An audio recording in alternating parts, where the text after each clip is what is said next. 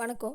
நம்ம இன்றைக்கி பார்க்க போகிற வீடியோ என்னென்னு பார்த்தீங்கன்னா, நம்ம உடலுக்கு தேவையான சத்துக்கள் என்னென்ன தேவை அப்படிங்கிறத பற்றியும், அதனுடைய பயன்பாடுகளை பற்றியும், அந்த சத்துக்கள் குறைபாடு ஏற்பட்டாலோ இல்லை அதிகமான சத்துக்கள் இருந்தாலும் நம்ம உடலில் என்ன மாதிரி பிரச்சனைகளாக இருக்குங்கிறத வீடியோவாக பாருங்கள். ஸோ ஃபஸ்ட்டு நம்ம உடலுக்கு தேவையான சத்துக்கள் என்னென்னு 2 வகையாக சொல்கிறாங்க. ஒன்று மேக்ரோநியூட்ரியன்ஸ் அண்ட் மைக்ரோநியூட்ரியன்ஸ் அப்படிங்கிறது.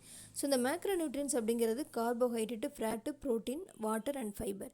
இதே மைக்ரோநியூட்ரியன்ஸ் விட்டமின்ஸ் அண்ட் மினரல்ஸ்னு சொல்லுவாங்க. ஸோ இந்த கார்போஹைட்ரேட்ஸு, ஃபேட்டு, ப்ரோட்டீன் இது எல்லாமே காமனாக நிறைய பேர் இதை கேள்விப்பட்டிருப்பீங்க. ஸோ இதில் கார்போஹைட்ரேட் அப்படிங்கிறது முக்கியமாக நம்ம எனர்ஜிக்காக தேவைப்படுற ஒரு சத்து. ரெண்டாவது ப்ரோட்டீன் பார்த்திங்கன்னா நம்மளுடைய டிஷ்யூஸில் இருக்கிற டேமேஜஸை ரிப்பேர் பண்ணுறதுக்கான தேவைப்படுற ஒரு சத்து தான் ப்ரோட்டீன். அது மட்டும் இல்லாமல் ஹார்மோன் ப்ரொடக்ஷனுக்கும் இது தேவைப்படும்.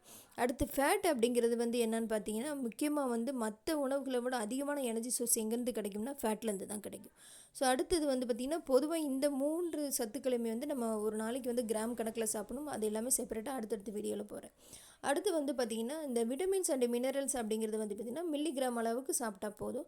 ஸோ இதில் விட்டமின்ஸில் பார்த்திங்கன்னா ஃபேட் சால்பிள் அண்ட் வாட்டர் சால்பிள்னு இருக்குது. ஸோ வாட்டர் சால்பிள்ங்கிறது பிஎன்சி அண்ட் ஃபேட் சால்பிள் பார்த்திங்கன்னா ஏடிஇகே அப்படின்னு சொல்லுவாங்க. ஸோ இந்த மினரல்ஸில் கால்சியம், பாஸ்பரஸ், பொட்டாசியம், சோடியம் இந்த மாதிரி மினரல்ஸ் எல்லாம் இருக்குது.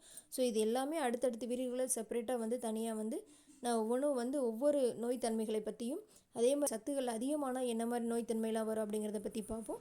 ஸோ கண்டிப்பாக மிஸ் பண்ணாமல் வீடியோ பாருங்கள். இந்த வீடியோ பிடிச்சிருந்தால் லைக் பண்ணுங்கள், ஷேர் பண்ணுங்கள், சப்ஸ்கிரைப் பண்ணுங்கள். நோயை பற்றின சந்தேகங்கள் இருந்தால் ஆன்லைன் மூலமாக கன்சல்டேஷன் பண்ணலாம். டிஸ்கிரிப்ஷன் நம்பர் இருக்குது. அப்பாயின்மெண்ட் வாங்கிட்டு பேமெண்ட் பண்ணிவிட்டு வாங்க. நன்றி, வணக்கம்.